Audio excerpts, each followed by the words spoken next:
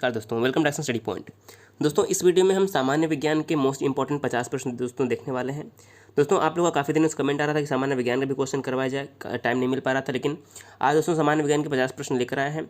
और ये दोस्तों सारे जो क्वेश्चन है मोस्ट इंपॉर्टेंट है और किसी न किसी एग्जाम में जो है बार बार पूछे गए हैं। तो वीडियो को जरूर अंत तक देखिएगा। 50 में से अगर आप 40 से भी अधिक अगर प्रश्न सही करते हैं तो समझ लीजिए कि आपकी तैयारी काफ़ी अच्छी होगी। आपके एग्जाम में बहुत अधिक जो है विज्ञान के प्रश्न आने वाले हैं, तो ये आपके लिए काफ़ी इंपॉर्टेंट जो है टॉपिक होने वाला है। तो आइए शुरू करते हैं आज का वीडियो। देखिए, इसका जो पीडीएफ है वो भी आपको मिल जाएगा आंसर के साथ। टेलीग्राम से आप ले सकते हैं। टेलीग्राम पर डायरेक्शन स्टडी पॉइंट सर्च करके आपको जो है टेलीग्राम से ये लिंक जो है मिल जाएगा। तो देखिए, हमारा पहला प्रश्न क्या है। भोजन का एक प्रमुख अंग क्या है? स्टार्च, ग्लूकोज, कार्बोहाइड्रेट या फिर सेलुलोज? तो आप अपना आंसर जरूर दीजिएगा। इसका सही आंसर हो जाएगा, भोजन का जो एक प्रमुख अंग है वो हमारा हो जाएगा कार्बोहाइड्रेट। क्या हो जाएगा? कार्बोहाइड्रेट। देखिए, इस वीडियो में हमने अधिकतर जो प्रश्न लिए हैं वो विटामिन से बनने वाले प्रश्न लिए हैं, जैसे कि जो विटामिन से महत्वपूर्ण प्रश्न बनते हैं, पोषण से जो महत्वपूर्ण जो प्रश्न बनते हैं, यहाँ से जो है काफ़ी हमने लिया क्योंकि एग्जाम में यहाँ से प्रश्न बनते हैं। दूसरा प्रश्न है, निम्नलिखित में से कौन सा पदार्थ मानव शरीर में ईंधन का काम करता है? यानी कि एनर्जी देने के लिए फ्यूल का काम करता है। मानव शरीर में फ्यूल का जो काम कौन करता है? प्रोटीन, विटामिन, कार्बोहाइड्रेट या फिर जल? तो देखिए, मानव शरीर में जो ईंधन का कार्य करता है वो हमारा सही आंसर हो जाएगा कार्बोहाइड्रेट जो है शरीर में ईंधन की तरह कार्य करता है। सी ऑप्शन हमारे यहाँ पर राइट हो जाएगा। तीसरा प्रश्न है, कैप्सूल का आवरण किससे बना होता है? जो कैप्सूल का आवरण होता है वो किससे बना होता है? तो इस प्रश्न का देखिए सही आंसर क्या हो जाएगा? ऑप्शन नंबर डी, स्टार्च का बना होता है कैप्सूल का आवरण। देखिए, सारे प्रश्न किसी न किसी एग्जाम में पूछे हुए हैं, इसलिए सारे प्रश्न जो है आपके लिए मोस्ट इंपॉर्टेंट हो जाते हैं। चौथा प्रश्न है कि शहद का प्रमुख घटक क्या होता है? ग्लूकोज, सुक्रोज, माल्टोज या फिर फ्रक्टोज? तो जो शहद का मुख्य घटक होता है वो हमारा फ्रक्टोज होता है। क्या होता है? फ्रक्टोज। चौथे प्रश्न का ऑप्शन नंबर जो हमारा डी है बिल्कुल राइट हो जाएगा। अगला प्रश्न है पांचवा प्रश्न, निम्नलिखित में से कौन सी शर्करा तत्काल ऊर्जा प्रदान करती है? तो कौन सी शर्करा जो है तत्काल ऊर्जा प्रदान करती है? तो सही आंसर हमारा हो जाएगा ग्लूकोज। जो ग्लूकोज होता है यह तत्काल जो है शरीर को ऊर्जा प्रदान करता है। देखिए, एसएससी 2002 में पूछा हुआ क्वेश्चन ये है। छठा प्रश्न है, शहद में मुख्यतः क्या होते हैं? प्रोटीन, कार्बोहाइड्रेट, वसा या फिर विटामिन? तो सही आंसर हो जाएगा, शहद में मुख्य रूप से कार्बोहाइड्रेट होते हैं। क्या होते हैं? शहद में मुख्य रूप से कार्बोहाइड्रेट होते हैं। ये भी एसएससी 2002 के एग्जाम में पूछा हुआ है। अगला प्रश्न है, निम्नलिखित में से सर्वाधिक ऊर्जा प्रदान करता है कौन सा तत्व? कार्बोहाइड्रेट, प्रोटीन, विटामिन या फिर खनिज लवण? सर्वाधिक ऊर्जा कौन प्रदान करता है? तो हमारा सही आंसर हो जाएगा ऑप्शन नंबर ए, कार्बोहाइड्रेट जो है यह सर्वाधिक ऊर्जा प्रदान करता है। आठवां प्रश्न है, मानव शरीर में कार्बोहाइड्रेट पुनः संग्रह होता है कहाँ पर? शुगर के रूप में, स्टार्च के रूप में, ग्लूकोज या फिर ग्लाइकोजन के रूप में? तो जो मानव शरीर में कार्बोहाइड्रेट का पुनः संग्रह होता है वो होता है ग्लाइकोजेन में। कहाँ पर? ऑप्शन नंबर हमारा डी करेक्ट हो जाएगा। ग्लाइकोजेन में जो है कार्बोहाइड्रेट का संग्रह होता है। डी करेक्ट हो जाएगा। नवां प्रश्न है, एथलीट को निम्न में से किससे जल्दी और ज़्यादा मात्रा में ऊर्जा मिलती है? तो एथलीट को किससे जल्दी और ज़्यादा मात्रा में ऊर्जा मिलती है? तो सही आंसर हमारा हो जाएगा ऑप्शन नंबर डी, कार्बोहाइड्रेट से। देखिए, आरआरबी 2005 में ये पूछा हुआ है। 10वां प्रश्न है, लंबे समय तक कठोर शारीरिक कार्य करने के पश्चात मांसपेशियों में थकान अनुभव होने का कारण क्या होता है? तो लंबे समय तक शारीरिक कार्य करने के पश्चात जो मांसपेशियों में थकान का अनुभव होता है, देखिए इसका कारण होता है लैक्टिक एसिड का संचय। क्या होता है? लैक्टिक एसिड का संचय जो है हमारा इस प्रश्न में ऑप्शन नंबर डी 10वें प्रश्न का राइट हो जाएगा। 11वां प्रश्न है, रक्त ग्लूकोज स्तर सामान्यतः व्यक्त किया जाता है किसमें? जो रक्त ग्लूकोज स्तर होता है किसमें व्यक्त किया जाता है? तो सही आंसर हो जाएगा mg के प्रति डेसीलीटर में। किसमें? mg के प्रति डेसीलीटर में जो है ग्लूकोज स्तर यानी कि रक्त ग्लूकोज स्तर जो है व्यक्त किया जाता है। 12वां प्रश्न है, प्रोटीन बनाने के लिए कितने अमीनो अम्ल की आवश्यकता होती है? प्रोटीन बनाने के लिए कितने अमीनो अम्ल की आवश्यकता होती है? तो सही आंसर हो जाएगा 20 अमीनो अम्ल की आवश्यकता होती है प्रोटीन बनाने के लिए। ऑप्शन नंबर सी यहाँ पर हमारा बिल्कुल राइट हो जाएगा। 13वां प्रश्न है, शरीर में ऊतकों का निर्माण किससे होता है? शरीर में ऊतकों का निर्माण किससे होता है? तो हमारा इस प्रश्न का राइट आंसर हो जाएगा ऑप्शन नंबर ए, प्रोटीन। शरीर में जो ऊतकों का निर्माण होता है वह प्रोटीन के द्वारा ही होता है। सही आंसर क्या होगा? Option number A. देखिए, यूपीपीसीएस 1990 में पूछा हुआ है। 14वां प्रश्न है कि प्रोटीन को निम्नलिखित में से क्या माना जाता है? प्रोटीन को निम्नलिखित में से क्या माना जाता है? तो हमारा सही आंसर हो जाएगा ऑप्शन नंबर ए, शरीर का निर्माण करने वाला जो होता है प्रोटीन होता है। क्या होता है? शरीर का निर्माण करने वाला। ऑप्शन नंबर ए राइट हो जाएगा। 15वां प्रश्न है, एंजाइम मूल रूप से क्या होता है? एंजाइम मूल रूप से क्या होता है? तो सही आंसर हो जाएगा, जो एंजाइम होता है यह मूल रूप से एक प्रकार का प्रोटीन ही होता है। ऑप्शन नंबर बी यहाँ पर राइट हो जाएगा। 16वां प्रश्न है, जैविक सिस्टम में रासायनिक क्रिया की प्रक्रिया को तेज करने में उत्तरदायी होता है। तो जैविक सिस्टम में रासायनिक क्रिया की प्रक्रिया को तेज करने के लिए जो उत्तरदायी होता है, हमारा सही आंसर हो जाएगा एंजाइम। एंजाइम जो होता है यह रासायनिक प्रक्रिया को तेज कर देता है। तो 16वें का ऑप्शन नंबर जो हमारा सी एंजाइम है करेक्ट आंसर हो जाएगा। अगला प्रश्न है, अल्फा केराटिन एक प्रोटीन है जो कहाँ पर उपस्थित होता है? अल्फा केराटिन कहाँ पर उपस्थित होता है? तो देखिए सही आंसर हो जाएगा त्वचा में उपस्थित होता है। कहाँ पर? अल्फा केराटिन जो एक प्रोटीन होता है यह त्वचा में उपस्थित होता है। ऑप्शन नंबर बी राइट हो जाएगा। अगला प्रश्न है 18वां प्रश्न, सोयाबीन में प्रोटीन का प्रतिशत कितना होता है? देखिए सोयाबीन में जो है प्रचुर मात्रा में प्रोटीन पाया जाता है और इसमें जो प्रोटीन का प्रतिशत होता है वो 42% होता है। सोयाबीन में प्रोटीन का परसेंट कितना होता है? 42% जो है हमारा इस प्रश्न का सही उत्तर हो जाएगा। 19वां प्रश्न है कि किसमें प्रोटीन नहीं पाया जाता है? देखिए मांस में प्रोटीन पाया जाता है, दूध में प्रोटीन पाया जाता है और दालों में जो है प्रोटीन पाया जाता है, किंतु चावल में जो है प्रोटीन नहीं पाया जाता है। तो हमारा सही आंसर क्या हो जाएगा? ऑप्शन नंबर सी चावल जो है राइट आंसर हो जाएगा, इसमें प्रोटीन नहीं पाया जाता है। 20वां प्रश्न है, निम्नलिखित में से किसमें प्रोटीन का सबसे अधिक स्रोत पाया जाता है? तो देखिए उड़द हो गया, चना हो गया, मटर हो गया, इसमें बहुत अधिक नहीं पाया जाता, लेकिन सोयाबीन में जो है सोयाबीन में सबसे अधिक मात्रा में प्रोटीन पाया जाता है। तो हमारा सही आंसर क्या होगा? Option number D. और बात करें कि सोयाबीन का उत्पादन किस राज्य में सर्वाधिक होता है, तो मध्य प्रदेश में जो है सोयाबीन का सर्वाधिक उत्पादन होता है, इसलिए मध्य प्रदेश को जो है सोया स्टेट के नाम से जानते हैं। 21वां प्रश्न है कि शाकाहारी जो होते हैं व्यक्ति वो अधिकतम प्रोटीन कहाँ से पाते हैं? तो शाकाहारी जो होते हैं लोग वो अधिकतम जो प्रोटीन होते हैं वह दालों से प्राप्त करते हैं। कहाँ से प्राप्त करते हैं? दालों से प्राप्त करते हैं। ऑप्शन नंबर बी बिल्कुल राइट हो जाएगा। 22वां प्रश्न है, प्रोटीन सबसे अधिक पाई जाती है किसमें?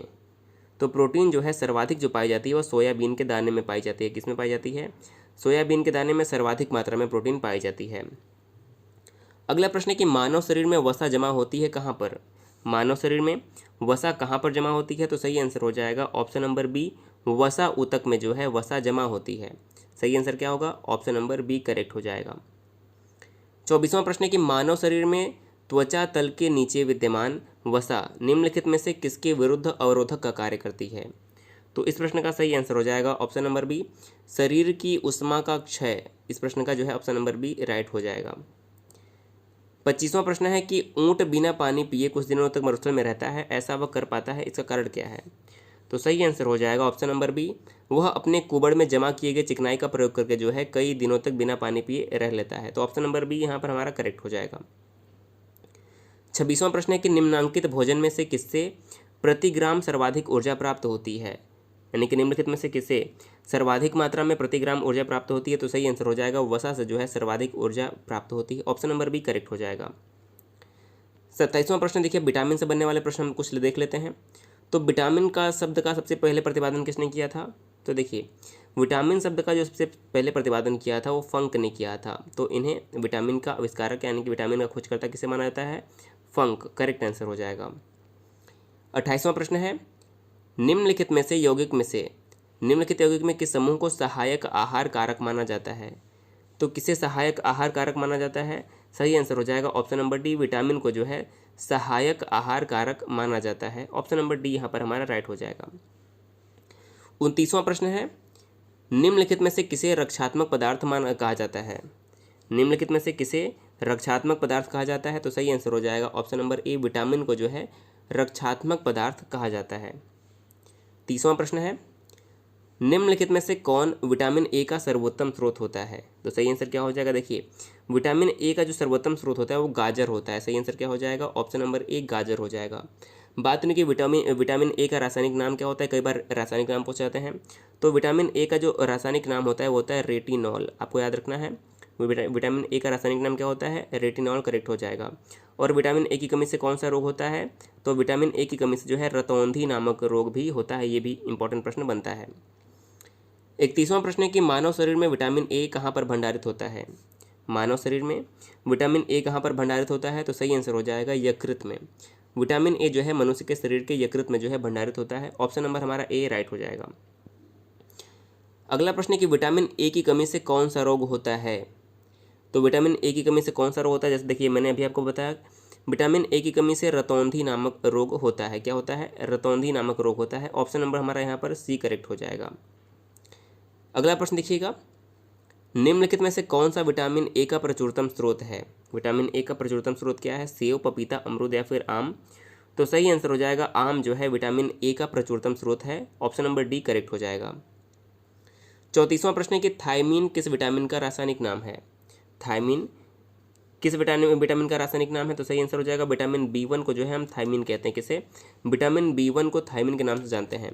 अगर हम विटामिन सी की बात करें तो विटामिन सी को एस्कॉर्बिक एसिड, देखिए आपको सबका नाम याद रखना क्या कहते हैं, विटामिन सी को एस्कॉर्बिक एसिड कहते हैं। अगर हम विटामिन बी2 की बात करें तो राइबोफ्लेविन कहते हैं। कि क्या नाम है? विटामिन बी को राइबोफ्लेविन। और अगर हम विटामिन बी6 की बात करते हैं तो बी6 को पायरिडॉक्सिन क्या कहते हैं? विटामिन बी6 को पायरिडॉक्सिन के नाम से जाना जाता है। रासायनिक नाम ये है, कई बार रासायनिक नाम एग्जाम में बनता है। 35वां प्रश्न की निम्नलिखित विटामिनों में से किसमें कोबाल्ट पाया जाता है। तो देखिए जो हमारा विटामिन बी12 होता है जिसका रासायनिक नाम क्या, देखिए नाम अगर रासायनिक नाम आपको याद है तो आप आसानी से पहचान लेंगे। इसका नाम ही साइनोकोबाल्मिन है। क्या नाम है? साइनोकोबाल्मिन। और कोबाल्मिन में कोबाल्ट वैसे ही नाम दिख रहा है आपको, तो साइनोकोबाल्मिन इसका रासायनिक नाम है।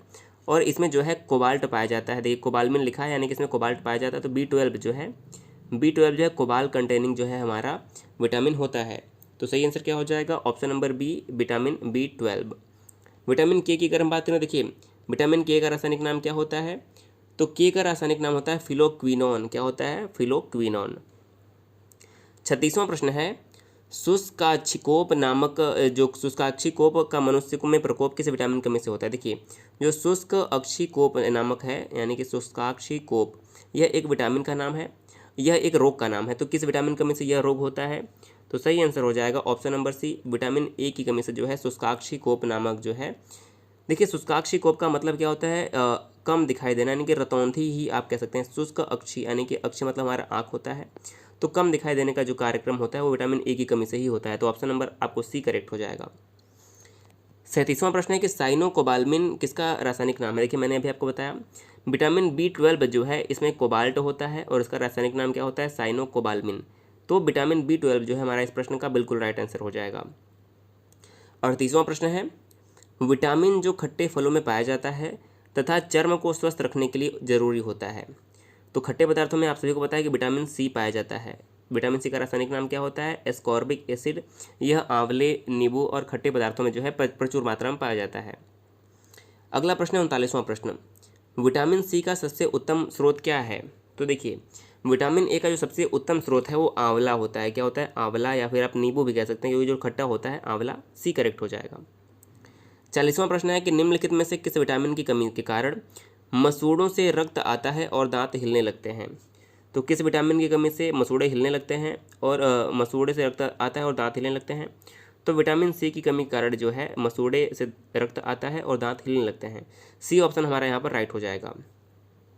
41वां प्रश्न है कि विटामिन सी का रासायनिक नाम क्या है। तो विटामिन सी का रासायनिक नाम जो है एस्कॉर्बिक एसिड है। क्या है?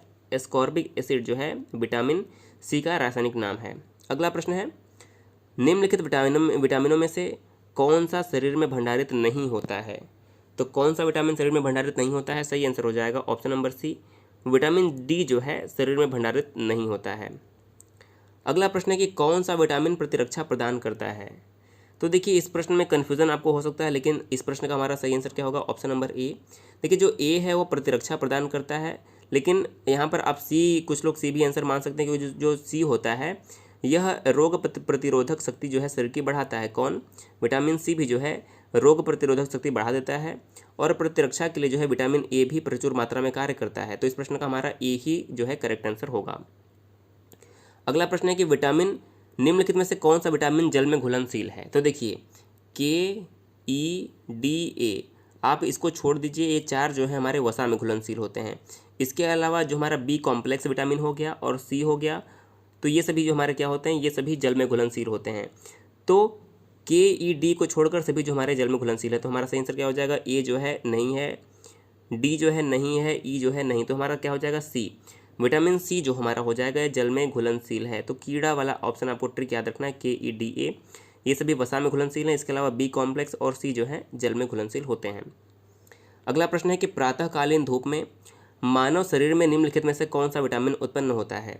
तो प्रातःकालीन के धूप से कौन सा विटामिन उत्पन्न होता है, तो विटामिन डी उत्पन्न होता है। सही आंसर क्या हो जाएगा, ऑप्शन नंबर डी। अगला प्रश्न है कि मछलियों के यकृत के तेल में किसकी प्रचुरतम मात्रा होती है। मछलियों के यकृत के तेल में किसकी प्रचुरतम मात्रा होती है, तो विटामिन डी की मात्रा होती है। ऑप्शन नंबर सी करेक्ट हो जाएगा।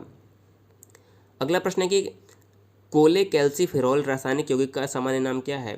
कोलेकैल्सिफेरॉल, तो सही आंसर क्या हो जाएगा, option number B, vitamin D का जो यौगिक का सामान्य यह है रासायनिक नाम कोलेकैल्सिफेरॉल। देखिए विटामिन डी को हम सिर्फ कैल्सीफेरॉल भी कहते हैं, तो कोलेकैल्सिफेरॉल आए तो भी विटामिन डी होगा, कैल्सीफेरॉल आए तो भी विटामिन डी जो है हमारा सही आंसर होगा। अगला प्रश्न है विटामिन ई का रासायनिक नाम क्या है। तो सही आंसर क्या हो जाएगा, विटामिन ई का रासायनिक नाम होता है टोकोफेरॉल। क्या हो जाएगा, टोकोफेरॉल जो है हमारा इस प्रश्न का करेक्ट आंसर हो जाएगा। 49वां प्रश्न है विटामिन ई विशेषता किसके लिए महत्वपूर्ण होता है। तो जो हमारा विटामिन ई होता है वह लिंग ग्रंथियों की सामान्य क्रिया में जो है इसके लिए महत्वपूर्ण होता है। सी ऑप्शन हमारे यहाँ पर राइट हो जाएगा। 50वां प्रश्न है निम्नलिखित विटामिनों में से कौन सा एक रक्त के स्कंदन में कार्य करता है। तो कौन सा विटामिन होता है जो रक्त के स्कंदन में कार्य करता है, विटामिन के जो है हमारा यहाँ पर राइट आंसर हो जाएगा। 50वें का हमारा सही आंसर क्या हो जाएगा, विटामिन के, ऑप्शन नंबर डी करेक्ट हो जाएगा। और एक प्रश्न और देख लेते हैं, मानव शरीर में रक्त का थक्का किस विटामिन से बनता है। तो ये प्रश्न बहुत बार पूछा गया है। तो जो रक्त का थक्का बनता है वो विटामिन के की सहायता से बनता है, तो सही आंसर हो जाएगा ऑप्शन नंबर ए। तो देखिए विटामिन के की कमी से जो है रक्त का थक्का नहीं बनता, ये भी कई बार एग्जाम में पूछा गया है। तो देखिए इस वीडियो में कुल मिलाकर 51 प्रश्न मैंने आपको बता दिए हैं। अगर आपको वीडियो पसंद आता है तो कल भी आपको जो है सामान्य विज्ञान के 50 प्रश्न दिए जाएंगे। अगर आपको वीडियो पसंद आता है तो वीडियो को जरूर शेयर कर दीजिएगा। इसकी PDF आपको टेलीग्राम पर मिल जाएगी।